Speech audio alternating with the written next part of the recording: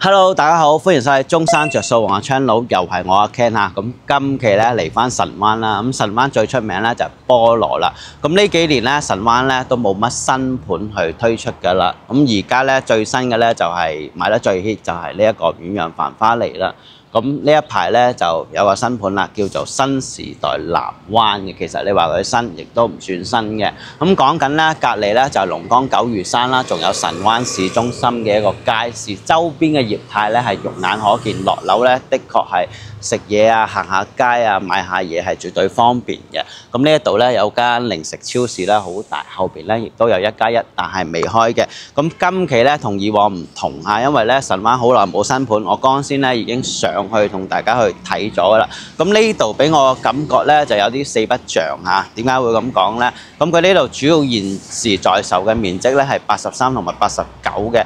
佢呢個開發商咧，佢嘅一個間隔咧係做到麻麻地，唔點實用。再加上咧嗱，大家可以睇到嘅呢個咧就佢屋苑樓下嘅一個情況啊。因為佢而家咧就未收樓嘅，住宅咧就要去到明年，公寓咧就係今年嘅1月份就可以收樓噶啦。咁另外咧就主要咧同大家去睇下住宅啦，大家可以睇到嘅，佢呢一啲咧銷售講咧係一個商業街嚟嚇，咁所以後期咧商業同埋住宅咧係會離得比較近啦。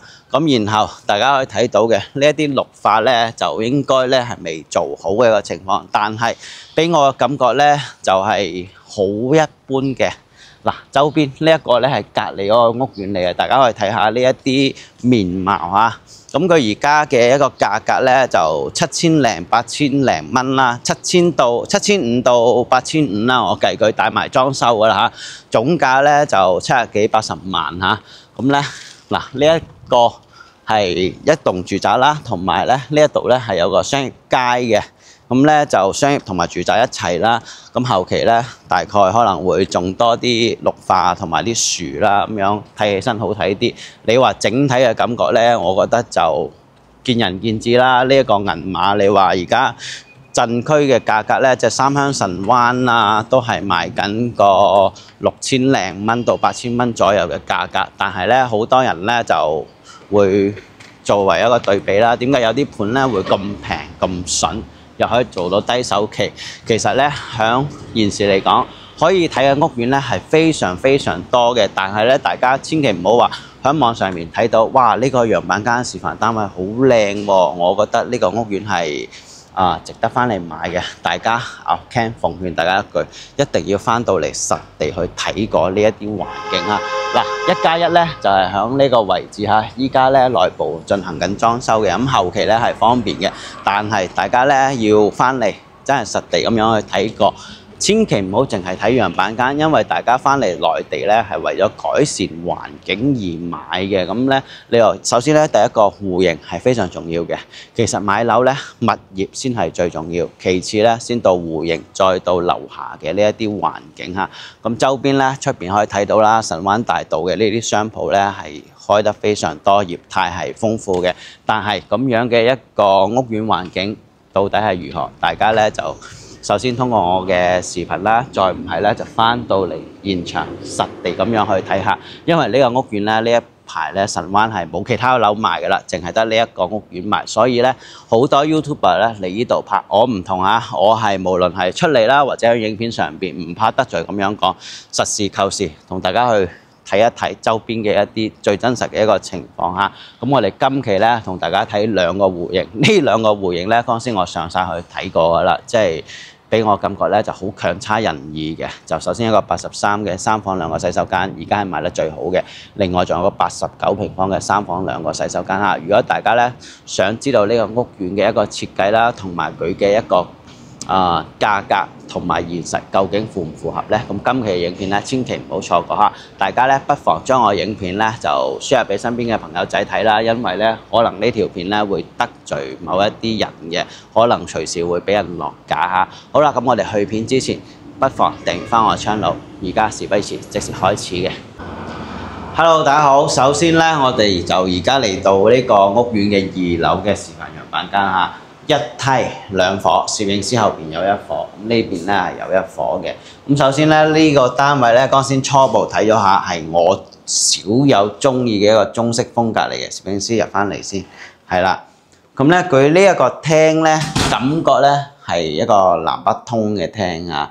咁其實咧就後邊廚房個窗開咗咧，就真係南北通嚟嘅。首先咧就餐客一睇啦，咁呢一邊咧就係一個餐廳嘅位置，佢喺呢一個咁細嘅空間咧，可以擺一張圓台啊！咁其實咧就呢一種新中式嘅設計，睇下大家佢嘅一個擺設中唔中意？其實呢間屋俾我感覺係舒服嘅。咁呢一度咧有條梁啊，有條梁嘅。咁如果後期唔中意咧，可以做翻一個通鋪啦，咁樣咧就空間會好好多。跟住咧就如果做到通鋪咧，就會再低翻啲啦個樓底。咁而家咧佢呢一個單位咧鞋櫃咧就一定要擺響呢一度噶啦。咁因為冇其他位可以擺鞋啊，你話擺門口咧又唔係，因為咧個門口出邊嘅空間咧係唔多嘅。你話可能呢度擺少少嘅鞋櫃位咯，對面呢一邊就 lift 嚟噶啦。咁即係冇咁多可以使用嘅多餘位置俾到大家嘅。然後咧，我哋入翻嚟廚房啦，廚房就 L 字形嘅一個設計，咁咧大家去睇翻嘅後期擺翻雪櫃嘅位置，呢一度擺雪櫃就只可以擺個單門雪櫃，因為咧後期呢一邊咧係一個熱水器嘅一個預留位嚟嘅，即係熱水器點樣都有咁大啦，一定要裝喺呢一度，所以咧呢一度咧都有少少麻煩嘅後期，咁。呢個操作台下洗切炒就咁樣嘅，咁呢一邊咧就而家係低樓層嚟嘅，睇翻咧就係隔離嘅呢個屋苑隔離嘅一啲應該係商鋪嚟嘅後期嚇。好啦，因為咧呢一個發展商佢做出嚟嘅嘢，我今日第一次過嚟睇嘅，其他 YouTuber 咧都有影過，咁咧我都係實話實説嘅，即係將我嘅第一感受講俾大家知。咁呢一個客廳嘅開間咧係唔細嘅嚇，出翻嚟咧就係呢一個露台啦，出邊咧有個露台嘅，嚟呢個露台位出翻去咧，其實你話如果驚嘈嘅朋友咧，盡量揀翻低樓層啦，低樓層咧冇咁嘈，因為噪音咧係往上走嘅。後期咧呢一度可以晾下衫啦，同埋坐下，咁洗衣機嘅位置咧就係喺呢一度。做好晒水喉位俾到大家噶啦，然後我哋入翻嚟啦。呢一個單位咧係83平方嘅3房2個洗手間嚇。首先呢度咧係第一個房間，建議咧後期大家去擺翻一個做翻個榻榻米，利用翻個飄窗，咁床咧就喺呢一度嚇。咁呢一邊咧會多啲空間去使用啊。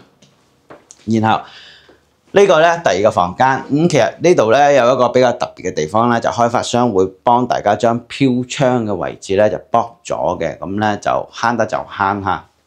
再加上咧佢嘅設計咧就並唔係咁好嘅呢個戶型。嗱呢一個係呢一扇門咧就咁樣嘅，就淋浴位啦係夠晒闊落嘅，馬桶位同埋星盤位研究下佢呢個門。跟住再咁樣拉嘅，呢個設計係幾好，值得去參考。然後睇翻主人房啦，主人房咧呢一邊咧有個主套嚇，係呢一個窗咧係可以開嘅，通風採光後期。然後咧就位置咧就喺晒呢度，壁龕啦，同埋呢啲儲物櫃，仲有一個鏡櫃俾到大家嘅交流嗰陣時，就空間咧。如果你話呢度後期做翻玉屏咧，就會頂噶啦嚇，就咁樣咯，係。然後咧入到嚟咧，主人房呢度咧又有一個梁嘅嚇，大家要睇翻。咁呢一邊咧就有條梁嚇，大床嘅位置啦，後期可以擺到呢一個大床，1.8米嘅大床都冇問題嘅。咁呢邊咧就飄窗位咧就剝咗俾大家嘅嚇。咁衣櫃嘅位置咧就係喺呢一度啊，呢一邊做翻個衣櫃。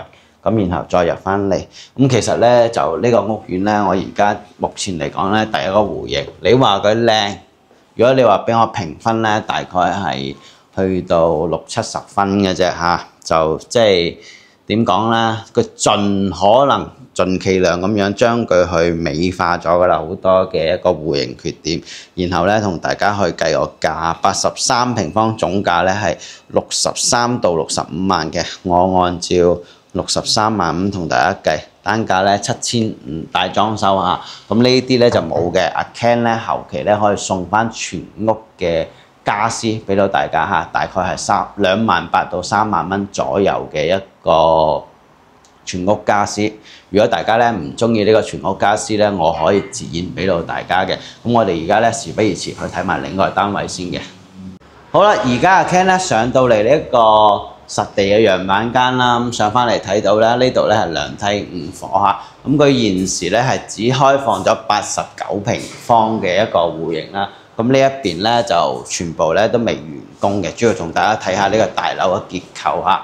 咁呢邊咧就89咧就向呢一邊嚇。咁後期咧呢一度有個過渡位俾呢一戶咧去用翻嘅，但係咧就有個問題嚇，就係咧呢一邊咧後期落雨咧一定會撇雨滲水入嚟嘅。呢一個係一個非常明顯嘅問題，包括我哋攝影師身後咧，呢度咧都係會，即係好大雨嗰陣時咧，一定會喺。雖然佢呢度做咗呢一個擋雨嘅簾做咗出去，但係一定會有。